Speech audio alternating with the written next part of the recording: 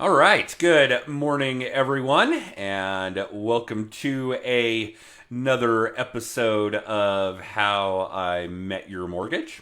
As always, I'm your host, Adam Smith, with Just the Tips Coaching, and again, with us pretty much always is one of our coaches and our marketing director, Jen Waybauer. Good morning, Jen. Morning.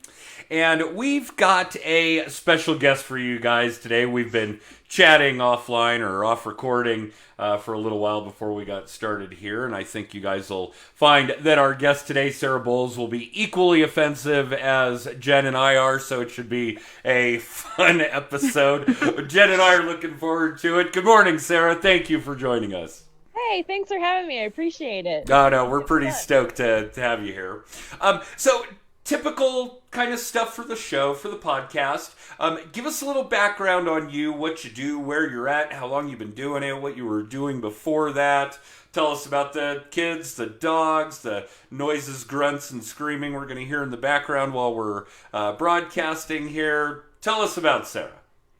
Okay, well, my name is Sarah, and I am I guess, fourth generation Colorado native. Woohoo! I guess that means something these days. Which I mean, I just love where I live, so it doesn't matter. Um, I have been doing real estate now for a decade, and I got into it kicking and screaming. Um, I lost my job and I went to go work for a cousin of mine who actually is in real estate and still is, and for as a assistant. And 3 weeks in, he called me and said, "I love you, but you're not a good assistant." And it made me laugh. He goes, "You'd be a better real estate agent." And he said, "I think you should be, I'll pay for your schooling and whatever." And so I went to school for it, and I'm like, this isn't for me. And then I realized halfway through my schooling that if I went and worked for my cousin, God bless him, we would murder each other because we're two both strong opinions. And then I ended up getting into the business, and I hated it the first year, absolutely hated it. The second year I cried, and then the third year I said I actually kind of like it. And then after that, I love what I do. Oh boy, do I love what I do. A little about me. Other than being a Denver native, I have a lovely significant other, David, who is a general contractor. So we like to talk shop all the time. Um, and we've got two large four-legged beasts. Apparently, they're not large according to you. So Those are you're, medium-sized dogs. yeah, they're medium, whatever. A 100-pound Rottie and a 60-pound cattle dog, Shar-Pei mix. And then I've got two little ones, a year and a half and a month old. So if you hear grunting in the background, that's him. Wow. Okay. Well, congratulations on that. And typically our intros or our guest intros don't sound like we're sitting in an AA meeting, but hey, whatever works in these odd times, it's perfect. I'm And recovering. I'm always recovering. and it's funny that we don't cross paths more often, as I too am a fourth generation Denver native. My kids are fifth, as are yours, and my dad and his dad all went to North High School back when North High School was. Interesting. One of the small, yeah, well, then it was probably boring. Now it's probably a lot more interesting. But, there were only north, east, west, and south at the time, right? Probably. Right. If even all of those existed. So 10 years of doing this. The first year you hated, the second year you cried. That's a lot of crying, a solid year. And for the people that are watching or listening, either live or in syndication, know that Jen and I do a pretty significant vetting process when it comes to the guests on our show, particularly real estate agents. So we know that Sarah does a lot of work and does really good work.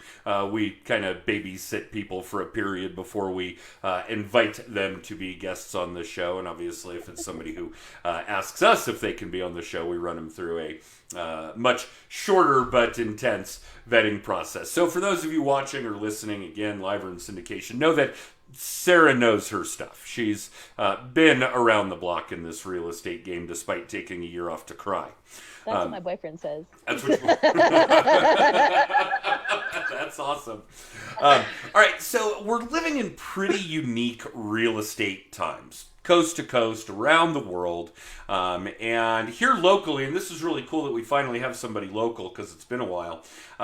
Jen and I watched what the Colorado governor deemed as essential or non-essential when it came to real estate as this roller coaster ride. It made me a little nauseous. So you guys have had a couple of interesting months. I mean, I don't even know how to respond. Yeah. And during which you became a mom again. Yeah. It's been literally every day is a little shit show. You try to wake up in the morning and say, how am I adjusting today? Like, flexibility, I think, is the best word that you can even try to use during those times. Because if you're not, you're not making anything. Oh, there's no question. Yeah, and we've always said that life isn't about how you act, it's about how you react, how you roll with the punches. And yeah, it sounds like every day for you is some new punches. Like that. Yeah, it definitely brings every day is really fun. Like it's definitely a problem solve every day, and I'm really, really lucky and fortunate that I have a brain that somewhat works, because I think, you really have to think through a process of not only, I think the experience also helps with that. Because if I didn't have, and I'm sure with you, if you didn't have the experience, you wouldn't know. I mean, you have clients, I'm sure, as I am. I have them calling me every day, texting me, hey, what do we do? How do I move forward? And it's been, oh boy, like every day you have to think of like, how do I respond to this? And the best way of advising and coaching them and to help them accomplish what they're trying to do without, sidelining them. While being sleep deprived, I assume. Who needs sleep? That's when you're dead. Okay, you can sleep next year after. Catch the occasional nap in 2022. I'd recommend putting that on your calendar now. It's done. But perfect. Okay. So give us a little bit of background pre-COVID. What does your business look like? Are you on a team? Do you have support staff? What did your structure look like? What will it look like when we return to some semblance of normal, whatever that's going to be? So my business structure is I am a team lead on a team of 5. I've got 4 other agents underneath me. And it's a little unique because I love having boots on the ground. So a lot of them will do their own business, and then we'll do some deals together, and I'll feed them some stuff here and there. But we really just work together in the sense of, one person, like I have a really great military guy who really covers a lot of our military people because he just knows the loan and he can sell it. I've got the one up in Castle Rock, so he kind of covers the south side. So it's really nice because when we have clients who call us, I know agents can really be like, oh, I service all of Colorado, but in realistic mindset, you can't be super familiar with everything. So I think it's really beneficial that we have an agent kind of all over the Denver metro area. So that way, when there's an area that I might not be overly familiar with, I'd rather send them to somebody else that actually has enough, especially on the buy side. Sell side's a little bit easier, but on the buy side, people are coming to you to help you understand an area. And I mean, I wish I could say I know every single neighborhood in Colorado. I don't. That's not realistic. And so I think that's important and super helpful. So I guess in terms of our business, we're pretty fluid. We really collaborate. We help each other out. We brainstorm every week and talk to each other about what went on within the week and the weekend. So that way, when we talk to our other clients, we can try to be as applicable as possible, so that we have a good pulse on what's taking place and how to coach our clients in general. So it's not just one person experience. It's all of our experience collaborated every week. That's pretty cool. How about support staff? Oh God, I couldn't do what I do without support staff. I basically would be working nonstop and I would not be having any sort of life. So I have support staff. I've got a transaction coordinator, Carrie, who I love, and she keeps me, on my files day to day. I've got a marketing gal, Sasha, who does a lot of my marketing stuff. And then I have Ashley, who's my boots on the ground, and she helps me a lot with the things that are, tangible, like letters and, helping me just keep organized. And then, I also have my mother, God bless her, and she's my editor and copy person. So she really helps me with some of that. So I come up with most of the content, and then she helps me clean it up because she always gets mad at me. And luckily, she's free on my payroll, so she just comes and babysits. So I get the really great deal. That price is perfect. Yeah. If she's looking for more work to do, you let us know. I'll totally get back. In fact, I'll double her pay. Oh, perfect. Yeah. Oh, I'm sure she'll be thrilled. Yeah, well, anything times 0 is still 0. So, perfect. Okay, so that's pretty robust. 5 agents, 3 support staff, some other ancillary people helping you out. Doesn't sound like that's too dissimilar from the mortgage practice that I've gotten. Jen does a little bit of the marketing stuff on that side, but not really her forte, so I'll keep her out of that painful conversation for sure. And what does that look like right now? Because nobody's in the office.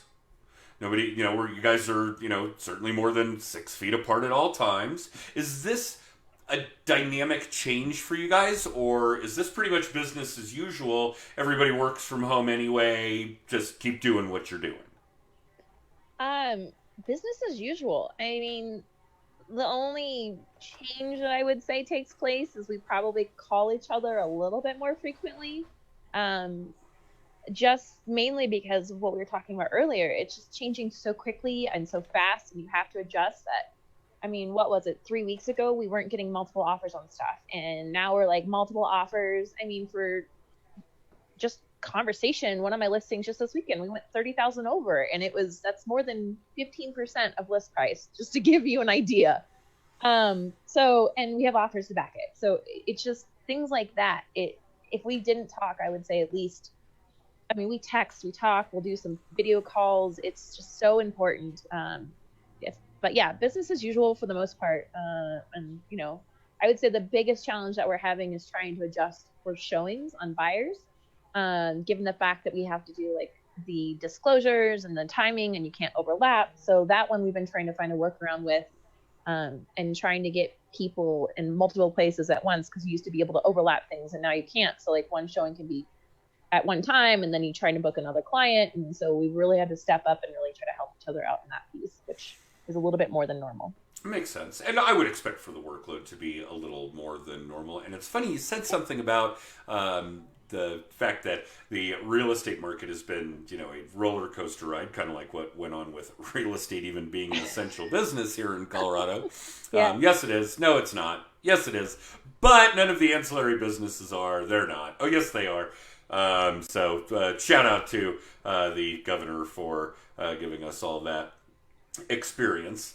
I wouldn't want to be him. But, and I don't... oh, no. I do not want to be in that kind of a leadership role today. Having to manage my team, my family, my household, make sure everybody stays healthy, so on and so forth, has been pretty much all I'm capable of handling, and it's obviously been new to me and everyone else.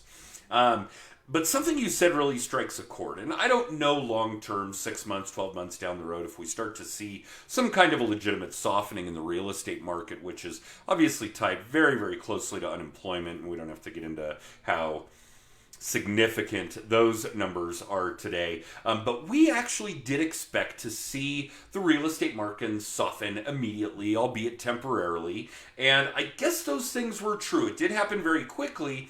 Although when we said temporarily, we expected it to be more than about 3 minutes.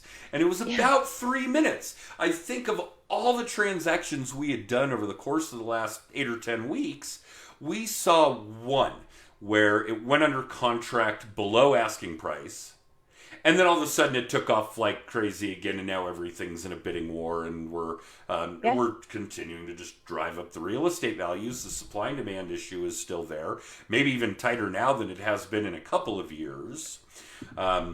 And yeah, people need a place to live. So kudos to everybody that's working on that front line right now, particularly the buyers in some of those more aggressive price ranges, because it is a challenge. You're in the trenches, that's for sure. Yeah, no question.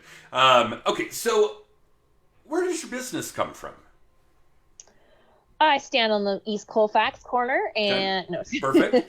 That's fine. You're going to laugh because our mortgage application does ask, our online application does ask how people heard of us, and we did get one recently where a borrower put Tinder. that was how she found me, was on Tinder. So yeah, good. The two of you would really click in that obnoxious level. Okay, so we're out on the corner of Colfax, probably roughly Colorado Boulevard. Yeah, Okay. absolutely. You And know, I'm a new mom. I've got the goods. will work for closings, or You know, it just depends. It depends on what I'm trying to try. will show houses for food. Yeah, Okay. exactly. Like, yeah, like space, you know, aliens landed, need to find them a place sort of thing, like trying to get some sellers. Totally. No, so, no, in all seriousness, I would say, not say, I know about 78% of my business is all by referral. It's just really referral and repeat clients. The other, you know, small portion that comes in here and there is just a hodgepodge of a conversation with somebody, or someone randomly finds me, and then very, very rarely internet leads.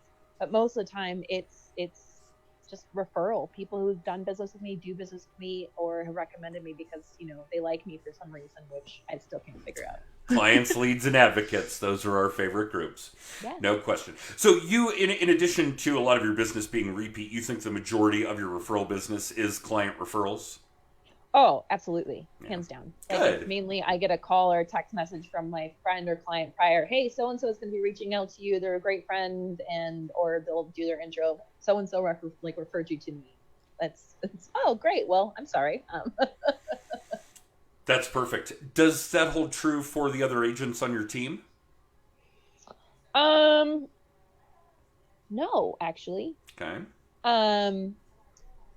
Mike is new into town. He's not new to real estate, but he just moved here about a year ago. So he's been really working farming, and that's been working well for him. That kid, I don't know what it is. I call him kid. He's not that much younger than me. He's great at cold calls and working that. I'm not good at cold calls, I'll be honest. Anastasia's also, she's been having a farm. She's been farming for 5 years, and she works out a lot. She also speaks Russian, so she has some of that clientele. Not to mention, she's easy on the eyes. I have a good-looking team. I'm not gonna lie to you about that either. She's easy on the eyes, so she also gets, I'm sure, some business because she's cute. And then Erin, that girl's like a massive marketer and has been doing marketing for so many years and has a massive sphere and has run a lot of like marketing stuff in the past. So she is a great sphere. But I'd say hers comes a lot from referral too, more so than just general. And then Christian is. Actually, his is mainly military, so he has people who refer him, but he also, because he works military, a lot of people just know of him or hear of him because he works that kind of area. And don't get me wrong, Jen and I are in full support of all of this kind of activity. And our business is strictly, our mortgage practice is strictly repeat and referral. And again, I would say it's probably 80% repeat clients and client referrals. And then, we see some business from real estate agents and divorce attorneys and financial planners, so on and so forth. But I'm guessing that you being in that position today was not the case in year 3 after you finished crying. What did year 3 look like? What kind of lead gen activities were you doing? I'm assuming you want to know the ones that were working, right? I'll tell you what. Rumors, whether true or false, usually are very enlightening. I think our audience would love to know what works and what doesn't work, or what did and didn't work for you 7 years ago after a year of sobbing uncontrollably. Where did Sarah find success? Where did Sarah not find success? Oh, there you are. Sorry, it paused. Hello. Hi. Hey, and we're back. Oh, hello. Hi. So I would say, actually, a lot of my business was still referral, mainly because I am a Denver native and I have a lot of people who know me, and I've always been very outgoing and friendly. And I would say a lot of it first initially started with people who knew that I worked my ass off. They knew that I always would find a way to get it done. And God bless my parents. They were my first transaction and they trusted me. And I'm so glad it was them because it was not a very pretty transaction. It was a little messy. But I would say, I was very fortunate because I do have a great network in the beginning. But in terms of other things, I started off with doing some like open houses and just trying to get my boots on the ground and get some exposure and that sort of stuff. And I would do some venues like a karate tournament, I would set up like a booth and things like that. And in all honesty, the things that didn't work for me were open houses and the karate venues and just trying to go and blanket a networking crowd. I tried some of those networking groups, and it seems like every time you walk into them, it's a lot of the MLM sort of mindsets, which unfortunately is not, in my experience, has not panned out to be the better part of an income producing connection. Or else you get inundated with like other agents or other lenders who are newer in the business. So, I mean, it's kind of interesting that a lot of these things that I think they try to preach to you to do initially, of like getting out there, I don't really think it's helpful in business in my mind. I think it helps get you in the mindset of getting business, but not actually producing it. Now you got to ask for the business. Yeah. And so I really think that my first 3 years, what I really started doing when I actually started gaining some traction is when I started just talking to people that already knew and liked me, and it started developing more of that piece of it. And that was probably that is how it really built my business. Everything else I think was a little ancillary, a little fluffed. But I think it really was a base just to help my mindset to get in the practice and, plant some of those seeds just to make me more productive in general, but not actually get the business running.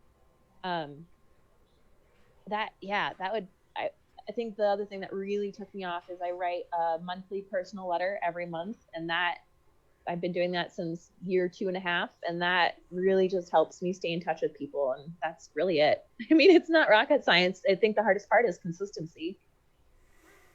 Yeah, you got to be constant and consistent in all of those activities. Were those letters at year 2.5, were they smeared from teardrops? No, because I had someone else help me with them so that I wasn't around them. Right. Perfect. Good. Yeah, because those would be difficult to read after the fact. I get it. And don't get me wrong, Sarah, I know that question kind of... I do know that the question is different. The answer is different to that question for everybody. But I think a lot of what we would expect to ring true for somebody that's had the success that you have is accurate. Your client database is crucial. Getting referrals, getting repeat business. For those of you watching or listening, remember, if you're not in touch with your past clients, they're now somebody else's prospects. Okay. And yes, as a new agent, activities like open houses and trade shows and things where you're able to get your name out, be face-to-face with people, or at least when we used to be face-to-face with people, that kind of branding certainly needs to go on. There's no question about it.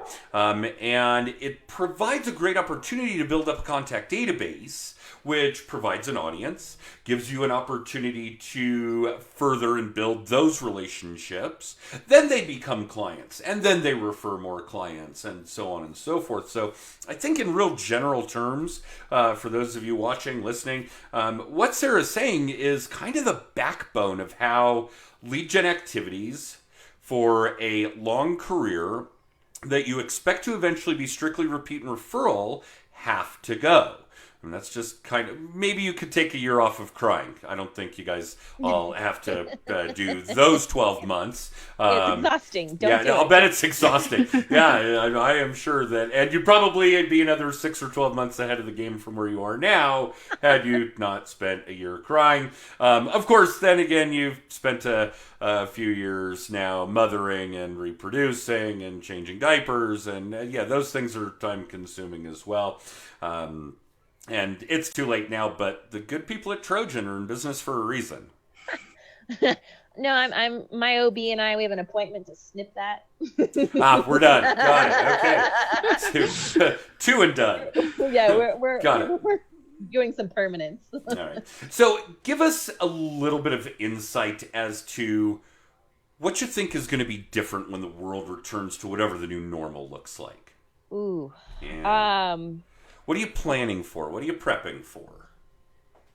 So I'll give you my, I think the next 6 months are going to be really, really, really roller coastery, as you put it earlier. It's a big roller coaster. And unfortunately, just, talking to people who do it better and who look at these numbers day in and day out, I mean, we have a little bit of the same mindset. I think that we're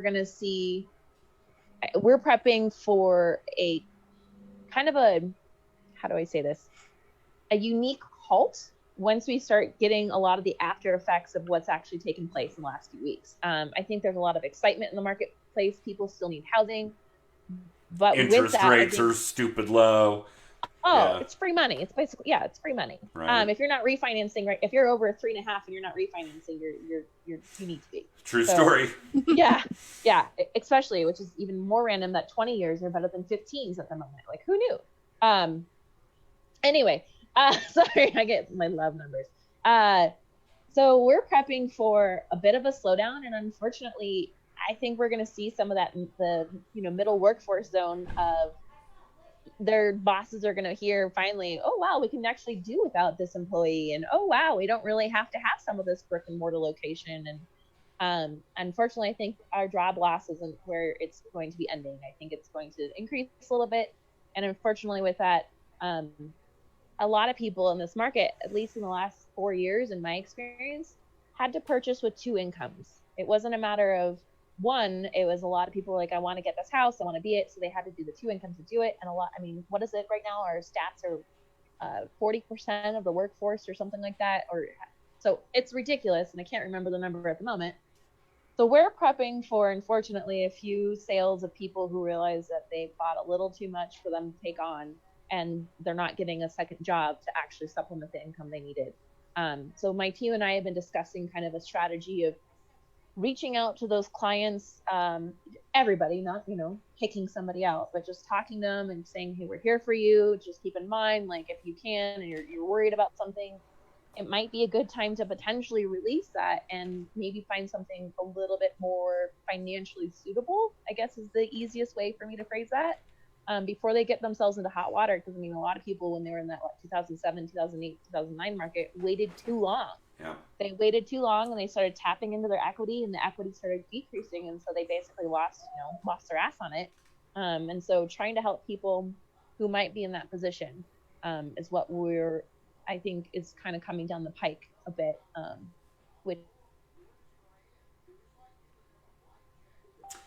We lost Sarah again, Jen. Yep, she's frozen on my end too right now. She's frozen on your end. So we'll call it a quick commercial break. She'll be right back. But I do agree with her. I do think that we're going to see some long-term softening. I do think we're going to see some downsizing. I do think that one of the things that will be a significant improvement over what we saw a dozen years ago is going to be that fewer people will just stick their head in the sand, let homes go into foreclosure, those kinds of things. I don't think we'll see much of a short sale market. The values have been so fantastic. The increase in values has been so fantastic in that time frame. So I do think that Sarah's got some really smart ideas about what the next 6, 12, 18 months are going to look like. I'd like to hope that she's wrong. I'd like to see this all be very, very temporary and be able to just take off. All right, so in the interest of the fact that we've just about filled our time slot, Sarah, that was fantastic. Thank you for joining us. If you do pop back on to the video broadcaster here before we sign off, we'll do what we can to collect some contact information from you so Jen can post that as well. And for the rest of you watching again or listening, I keep forgetting that we've done this as a podcast as well. And you would like more information. Sarah's back. Sorry. Sorry. Sarah, actually the timing is good. Oh no. Wow. Sarah, give us the highlights on how our audience can reach you. You can start, sending some smoke signals. I'm learning those right now. Okay. Because power outages. Right. She'll be at the corner of Colfax in Colorado every afternoon from 2 to 4. Oh, we lost her again. Oh, no. All right. I'll grab her contact information and get it posted. All right. We're at our time limit. So thank you all for watching and listening. If you'd like more information about us, about the show, about our weekly little tip, if you want to see more episodes, if you want a copy of the book, just the tips. Yeah, yada, yada, yada. And you guys all know what the yada, yada, yada is. Use that text code at the bottom of your screen. Text tips to 63566. Jen, stay on. We'll see if Sarah comes on. I'll run our extra, and maybe we'll still get to chat with her off camera for a few. You guys all have a great week.